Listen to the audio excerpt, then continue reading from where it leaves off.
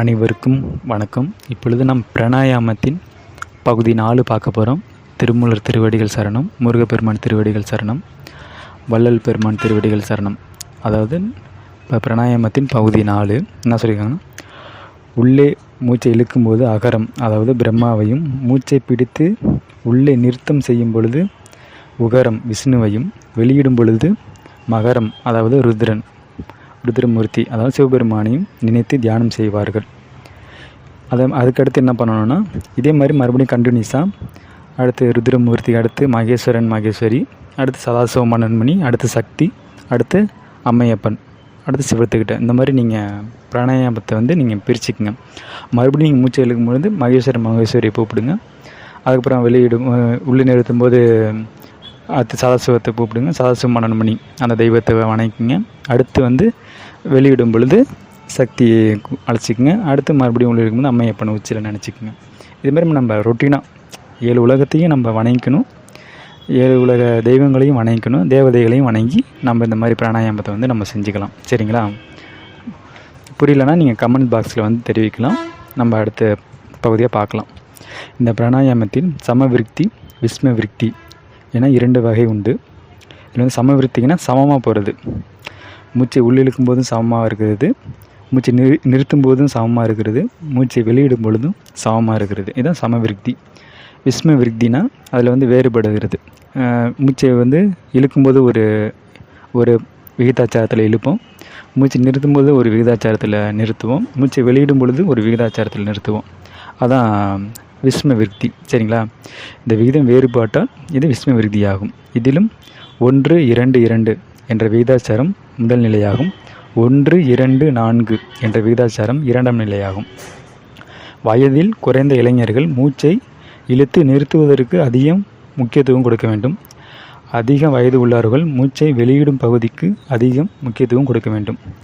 பதஞ்சலி யோக சூத்திரத்தில் இதை எங்கெங்கே கட்டுப்படுத்த வேண்டும் என்பதை எங்கெங்கே கட்டுப்படுத்தணும் என்பதை கூறியுள்ளார். அதாவது பாக்ஷ்ய அப்யத்ர சதப்ப விருத்தியக்ஷி தேசகால சந்யாசிமேகி.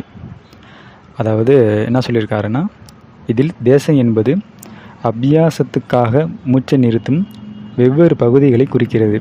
அதாவது என்னன்னா, நாவின் நுனி, கண்டம், இருதயம், வயிற்றின் மேற்பகுதியில் உள்ள விதானம் அதாவது ஆகிய போன்ற பகுதிகள் ஆகும். என்னென்ன சொல்லியிருக்காரு? நாவின் நுனி, கண்டம், இருதயம், வயிற்றின் மேற்பகுதியில் உள்ள விதானம் ஆகிய போன்ற பகுதிகள் இதற்கு உரிமையாவை ஆகும். கால என்பது மூச்சை உள்ளே இழுத்து அடக்கும் கால அளவை குறிக்கும். சங்ஞிக்யா என்பது எவ்வளவு முறை செய்யலாம் என்பதை குறிப்பது. ஹடயோகத்தின்படி 80 தடவை இதை செய்யலாம். இது அவரவர் சக்தியின் ஈடுபாடையும் பொறுத்தது ஆகும். மூச்சை நிதானமாகவும் மென்மையாகவும் இழுத்து விடும்போது உடம்பின் ஒவ்வொரு பகுதியில் உயிரின் உணர்வை சூக்குமமாக அறியலாம். பிராணாவின் ஓட்டத்தை உடலில் ஒவ்வொரு பகுதியிலும் இப்படி அறிந்து உணரக்கூடிய நுட்பமே பிராணாயாமத்தின் மேன்மையாகும். பலவிதமான உடல் சம்பந்தப்பட்ட சித்திகளும் இதன் அடிப்படையாக அமையும். வேதாந்திகளால் உள்ளவர்கள் இந்த பிராணாயாமத்தை எப்படி செய்கிறார்கள் தெரியுமா? இது பற்றி சந்யோக்கிய உபநிஷத்தில் விளக்கப்படுகிறது. அதாவது சர்வம் கலு இதப் பிரம்ம தது ஜலம், அதாவது தது ஜலன் இதி சாந்தா உபத்திதி. அதாவது சர்வம் கலு இதம் பிரம்ம தது ஜலான் இதி சாந்தா உபசிதி. சகல பிரபஞ்சமும் பிரம்மாதான், பிரம்மத்தில் இருந்துதான் சிருஷ்டி, சுருதி, லயம் எல்லாம் ஏற்படுகின்றன என்று சாந்தமாக உபசிக்க வேண்டும். இதை கருத்தில் கொண்டு பாவனையிலும் வேதாந்திகள் இந்த எண்ணத்தை உணர வேண்டும். எல்லா பிரம்மமயம் என்ற உணர்வை உள்ளே கொள்வது பூரகம். செயலில் மூச்சை உள்ளே இழுக்கும் நிலை பிரபஞ்ச மாயையை உதறித்தள்ள முயல வேண்டும் என்ற உணர்வை நிறுத்துவது ரேசகம். செயலில் மூச்சை வெளியிடுதல் நிலை நீர்மேல்மட்ட அதாவது நீர்மேலப்பட்ட குதிரை எப்படி உடம்பை சிலிர்த்து உதறி தள்ளுமோ அதுபோல மனதை மறைத்து மூடப்பட்ட மாயையை சிரித்து உதறி தள்ள ஞானம் பெற வேண்டும் என்று சொல்லப்படுகிறது.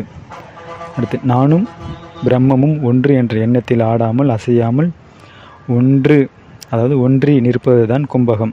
அதாவது ஆடாதே, சற்று அசையாதீர், பொய் உலகை நம்பாதீர் என்று வள்ளல் பெருமான் பாடுவார். அதனால தான் நானும் பிரம்மமும் ஒன்று என்ற எண்ணத்தில் ஆடாமல் அசையாமல் ஒன்றி நிற்பதுதான் கும்பகம். செயலில் மூச்சை உள்ளே அடக்கி நிறுத்தி அசையாமல் இருக்கும் நிலை. இதை அபுரக்ஷ அனுபதியில் ஆதிசங்கரரும் எடுத்து கூறியுள்ளார். இந்த பிராணாயாமத்தில் பல விஷயங்களில் முனிவர்கள் கண்டுபிடித்தார்கள். அவற்றை முக்கியமான சில குறிப்புகளை நாம் பிறகு பார்ப்போம். நம்ம இளைஞர்கள் பிராணாயாம பயிற்சியில் கும்பகத்தில் உள்ளடக்குவதிலும் கவனமாக இருங்கள். வயதானவர்கள் ரேசகத்திலும் வெளியிடுவதிலும் கவனமாக இருங்கள். இத்துடன் இந்த தலைப்பு முடிவடைகிறது. மீண்டும் அடுத்த தலைப்பில் சந்திப்போம். நன்றி, வணக்கம். திருச்சிற்றம்பலம், தில்லையம்பலம். ஓம் நமச்சிவாய, ஓம் நமச்சிவாய, ஓம் நமச்சிவாய.